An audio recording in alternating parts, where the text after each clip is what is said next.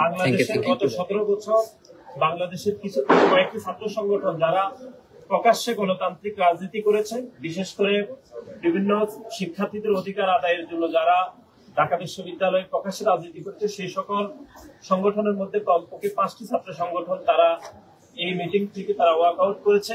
এই জন্যই যে 5 তারিখের বিশেষ করে 5 আগস্টে ছাত্র জনতার গণ অভ্যুত্থান সফলভাবে সমাপ্তির পরেও বাংলাদেশের বিভিন্ন ক্যাম্পাসে যারা গুপ্ত রাজনীতি করে, বিশেষ করে ছাত্র শিবিরের যে এক ধরনের গুপ্ত রাজনীতিকে তারা দোষারোপ করে তারা ওয়াকআউট করেছে।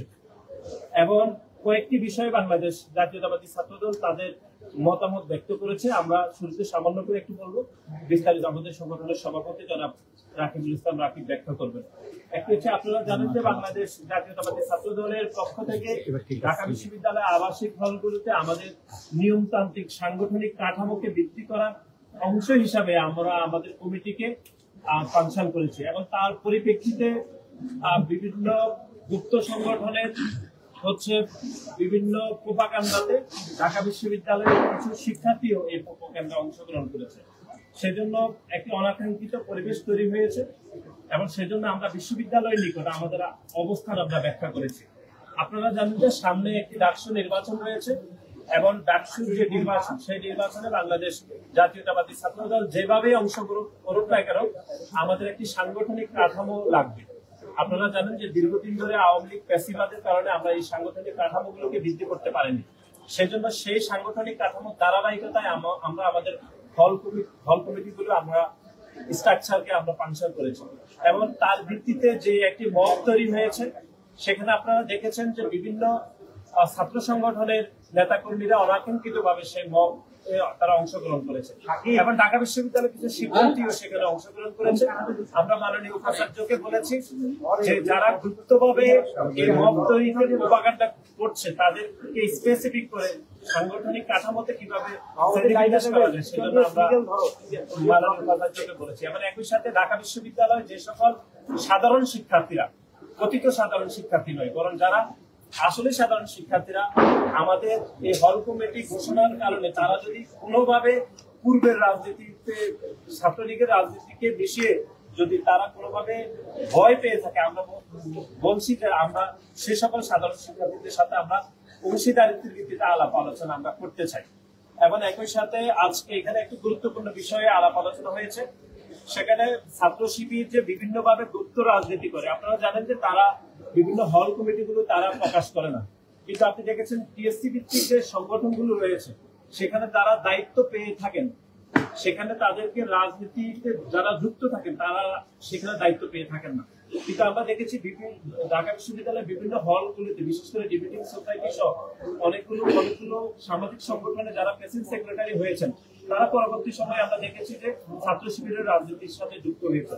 সুতরাং আমরা বিশ্ববিদ্যালয়কে অনুরোধ করেছি যে গুপ্ত রাজনীতি ঢাকা বিশ্ববিদ্যালয়ে বন্ধ করতে হবে।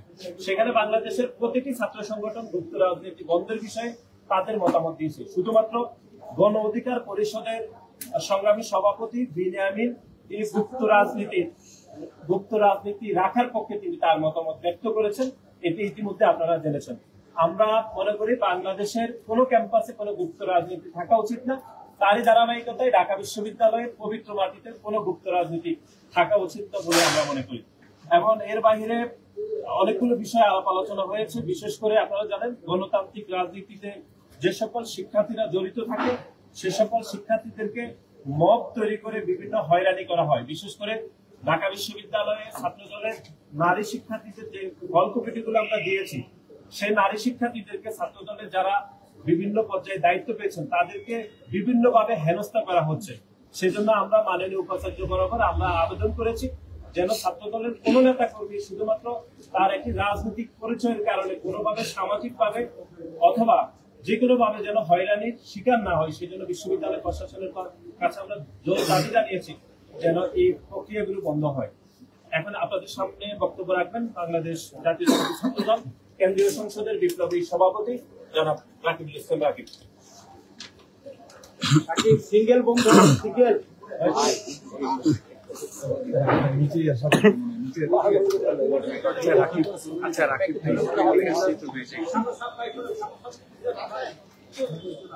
ভাই শুরু করেন।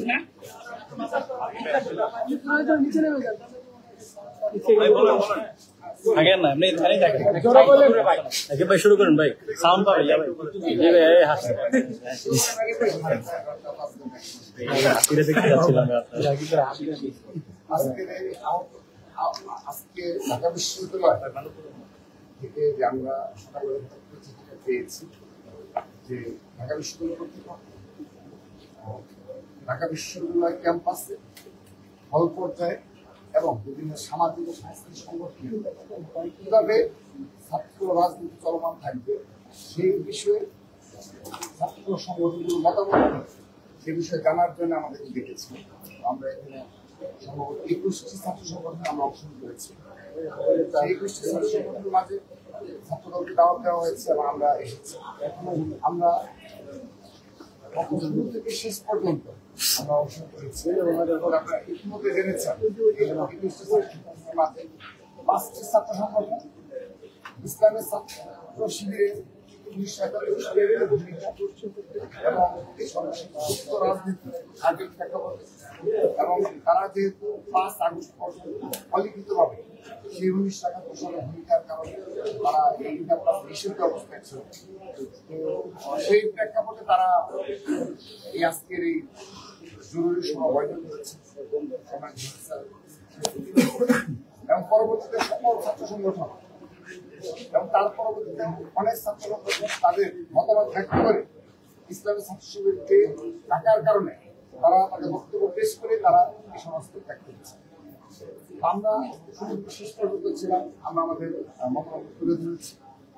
সেখানে ইতিমধ্যে অবগত হয়েছে যে ছাত্রদল বিগত সময়ে ছাত্র রাজনীতি এই ক্যাম্পাসে প্রচলিত ছিল, অর্থাৎ 15.5 বছর সন্ত্রাসী ছাত্রলীগ যে ধরনের ছাত্র রাজনীতির নামে সন্ত্রাসী কর্মকাণ্ড করেছে,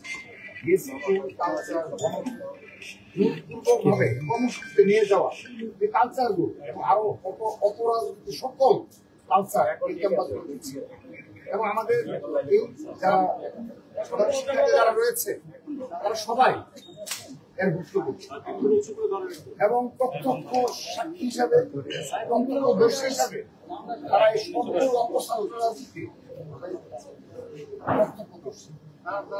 স্বাভাবিকভাবে তার প্রমাণাইজ এবং স্বাভাবিকভাবে ছাত্র রাজনীতির প্রতি একটি বিরূপ মনোভাব কিন্তু রয়েছে। কিন্তু বিগত 1টি বছর আমরা যেভাবে সহনশীল রাজনীতির উপহার দিয়েছি এবং আমাদের সংগঠন দ্বারা একজন সাধারণ শিক্ষার্থী জোরপূর্বকভাবে কর্মসূচিতে নিয়ে যাওয়া কিংবা হলের সিটের বিষয়ে আমাদের সবগুলো অবস্থা সবাই তাদের নিকট আমরা জিজ্ঞাসা করেছি যে ছাত্রদলের পক্ষ থেকে এই পর্যন্ত একজনের সিটের বিষয়ে কোনো কল দেওয়া হয়েছে, তারা এক বাক্যে স্বীকার করেছে। আমাদেরকে ধন্যবাদ জানিয়েছে যে না, ছাত্রদলের পক্ষ থেকে এই ধরনের তারা আজকের দিন পর্যন্ত কোন প্রকার কোন অপরাজনীতির 1% পায়। স্বাভাবিকভাবে তারপর সাধারণ একটি অংশ রয়েছে প্রমালায় এই আবেগের সম্মান রয়েছে, ছাত্রদের সম্মান রয়েছে এবং তাদের আবেগকে সম্মান দেবে। তাদের এই আবেগকে নিয়ে আগামী নতুন পরিস্থিতিতে এখানে আরেকটি গুরুত্বপূর্ণ অংশ এসেছে। আমরা আমাদের ছাত্র সংগঠনকে আমাদের মতামত দিয়েছি, আমরা অনুরোধ জানিয়েছি ছাত্রদলের পক্ষ থেকে আমরা অনুরোধ জানিয়েছি আমরা ছাত্র সংগঠনগুলো আমরা আমাদের মতামত ব্যক্ত করলাম যে ক্যাম্পাসে হল পর্যায়ে কি ধরনের রূপরেখা প্রয়োজন, একটা রূপরেখা লিখিত রূপরেখা প্রয়োজন, এর বাহিরে কেউ কিছু করতে না পারে। গেস্ট রুম বানানো ছাত্র রাজনীতি সেই বিষয়গুলো আমরা তুলে ধরেছি। ঠিক একইভাবে আমরা স্পষ্টভাবে আমরা তাদের নিকট অনুরোধ জানিয়েছি যেন শুধুমাত্র ছাত্র সংগঠনগুলো মাঝে না, তারা যেন জেনারেল স্টুডেন্টদের কাছ থেকে তাদের মতামত জানাবে, তারা যেন বাস্তবিকভাবে এই 2025 সালের আগামীতেও এই ঢাকা বিশ্ববিদ্যালয়ে থাকবে এবং ঢাকা বিশ্ববিদ্যালয়ে একটি সুস্থ ধারা ছাত্র রাজনীতি। তো সেখানেও কি ধরনের রূপরেখা হওয়া উচিত আমরা বিশ্বাস করি আমাদের সাধারণ শিক্ষার্থীদের মাঝে সুচিন্তিত মতামত আসে। আমরা অনুরোধ জানিয়েছি তারা যেন সাধারণ শিক্ষার্থীদের মতামত নিয়ে ছাত্র সমাজ থেকে আজকের যে মতামত নেওয়া হলো তার প্রেক্ষিতে একটি ঐতিহাসিক রূপরেখা তারা প্রদান করলেন। আমরা সেই বিশ্বাস সেখানে একটি বিষয় 21টি ছাত্র সংগঠনের মাঝে শুধুমাত্র বাংলাদেশ ছাত্র অধিকার পরিষদ ব্যতীত এবং ছাত্র শিবির ব্যতীত আর সকল ছাত্র সংগঠন এক বাক্যে এই বিগত 1 বছর কতগুলো মততন্ত্র কায়েম হয়েছে তার জন্য সরাসরি প্রত্যক্ষ এবং পরোক্ষভাবে ইসলামের ছাত্র সংগঠন দায়ী এবং তারা তাদের কমিটি প্রকাশ না করে ঢাকা বিশ্ববিদ্যালয় শিক্ষার্থী সংসদ গ্রুপ যে রয়েছে সেই গ্রুপটা তারা ওভাবে নিয়ন্ত্রণ করে যেখানে নারীদের সহ এবং ছাত্র নেতাদের নামে এবং বিভিন্ন সময় বিভিন্ন মত তৈরির জন্য প্রেক্ষাপট তৈরি করা হয় এবং তারা বারবার পেছন দিক থেকে ষড়যন্ত্রমূলক ভাবে যে রাজনীতি সেই রাজনীতি হলে এবং দল প্রতিনিধি নামে যাদের 5 বছর পর নিয়োগ দেওয়া হয়েছিল সে বিষয়ে স্পষ্ট রাখা হয়েছে। সার্বিক প্রেক্ষাপটে 19টি এক বাক্যে যে আমাদের 1 নম্বর এজেন্ডা ছিল যে আগামীতে কখনো ঢাকা বিশ্ববিদ্যালয়ে আর এই গুপ্ত রাজনীতি থাকা চলবে না, এই গুপ্ত রাজনীতি নিষিদ্ধ করতে হবে। কেউ যদি বলে যে আমরা আবারও আংশিক কমিটি প্রকাশ করবো করে আবারও একটি অংশ রেখে দেবো বক্তব্য কায়েমের পর, তাহলে ঢাকা বিশ্ববিদ্যালয়ে কোনো অভিভাবক থাকবে না, সম্মানবোধ থাকবে না। আপনি কত করে দেখবেন ভিসি স্যার আমাদের সম্মানিত ভিসি স্যার কি ধরনের মত কায়েম করা হয় বিভিন্ন সময়, শুধুমাত্র এই সেদিন না এর আগেও ঘটেছে। আমরা এই বিষয়গুলো আমরা তুলে ধরেছি এবং আমাদের সম্মানিত ভিসি স্যার যারা উপস্থিত ছিল তারা সবাই এই বিষয়ে সম্মতি জ্ঞাপন করেছেন। তারা বলেছে হ্যাঁ এই বিষয়ে অবশ্যই তারা যে ধরনের পদক্ষেপ নেওয়া প্রয়োজন তারা সে ধরনের পদক্ষেপ নেবে।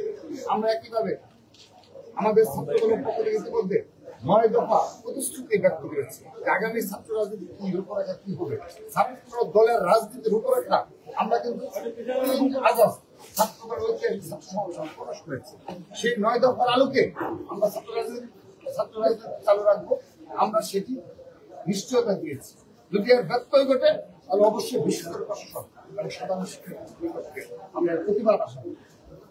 এবং সেই সাথে আমরা আজকের এই আমাদের জরুরি সভায় আমরা ছাত্রলীগের সন্ত্রাসীদের বিচার দাবি করেছি এবং সেখানে ছাত্রলীগের হল কমিটি, পরিষদ কমিটি, বিশ্ববিদ্যালয় কমিটি, সেন্ট্রাল কমিটি তাদের সবার লিস্ট আলোকে বিচারের আওতায় নিয়ে আসার জন্য পদক্ষেপ গ্রহণ করার জন্য অনুরোধ জানাচ্ছি। এটি খুব দুঃখজনক বিষয়, 1 বছর অতিবাহিত হয়ে যাওয়ার পর আজও আমাদের এই ধরনের অনুরোধ জানানো হচ্ছে।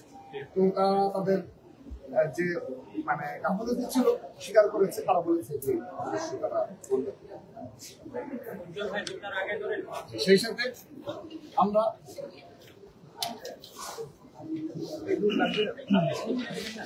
আরেকটি বিষয় এখানে উল্লেখ করেছি যে বিগত 15.5 বছরে যে ধরনের ছাত্র রাজনীতি নামে সত্যি কথা সন্ত্রাসীদের অভয়ারণ্য ছিল ক্যাম্পাস দিয়ে, সুতরাং ঢাকা বিশ্ববিদ্যালয় আমরা অনুরোধ জানিয়েছি সকলের নিকট 2001 সাল থেকে 2006 সাল এই সময়কালে যে ছাত্র রাজনীতি ছিল আপনারা সেখানে দেখবেন ছাত্রলীগের পরবর্তী যারা প্রেসিডেন্ট সেক্রেটারি হয়েছে, সরকার কমিটি একটা এরপরে কমিটি যারা রয়েছে সবাই কিন্তু দেখবেন অধিকাংশ সময় তারা হলেই ছিল, তারা হলে থেকেই তাদের রাজনীতি করতে পেরেছিল শীর্ষ নেতৃত্ব, আর তারা সবাই করতে পেরেছে। বিএনপি আমলে ওই শাসন আমলে অর্থাৎ 20 বছর আগের ঘটনা আমরা দেখে দিয়েছি। সেই 20 বছর আগের যে শাসন ছিল সেখানেও একটি সহনশীল ছাত্র রাজনীতি আলোচনা অবশ্যই সেই সময়ের পারিপার্শ্বিকতায় অবশ্যই আমাদের কিছু বিষয় অনাকাঙ্ক্ষিত বিষয় ঘটেছে, আমরা স্বীকার করছি কিন্তু আমরা এই 15.5 বছরে সন্ত্রাসী ছাত্রলীগ যে ধরনের অভয়ারণ্য কায়েম করেছিল ফ্যাসিস্টের সহযোগী হিসাবে এমন কোনো অপকর্ম তারপরে সেই ধরনের কখনোই ছিল না এবং আগামীতে ইনশাআল্লাহ কখনোই আসবেন। তার প্রমাণস্বরূপ আমরা যে 1 বছর বিগত পানি দিলাম সেই সময়কাল ধরে তারা যখন বক্তব্য রাখবে তারা যেন এক করে বক্তব্য যেন না রাখবে, এতে বেশিরভাগ পুনর্বাসনের একটা সম্ভাবনা থাকে এবং সন্ত্রাসী ছাত্রদের উৎসাহিত হয় যে আমরা যা করেছি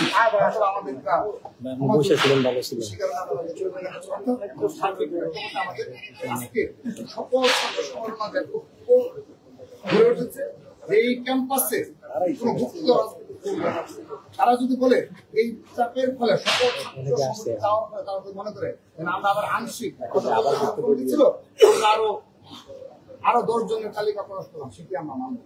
আমরা মুক্ত রাজনীতি নিষিদ্ধ চাই, কারণ এই সর্বশেষ সময় ঢাকা বিশ্ববিদ্যালয় ক্যাম্পাস সহ সকল ক্যাম্পাসে যে ধরনের মততন্ত্র কায়েম হয়েছে তার অধিকাংশ এই গুপ্ত সংগঠনের সম্মুখীন হয়েছে বলে আমরা ঐক্যমত করতেছি। এবং সেই সাথে ছাত্রলীগের সন্ত্রাসীরাও কিংবা ছাত্রলীগের যে সকল সমর্থক রয়েছে এখন পর্যায়ে এবং নেতৃবৃন্দ রয়েছে তাদের পুনর্বাসিত করা হয়েছে, তারাও এই সর্বশেষ মততন্ত্র কায়েমের ঘটনার সাথে জড়িত বলে আমরা স্পষ্ট জানিয়েছি।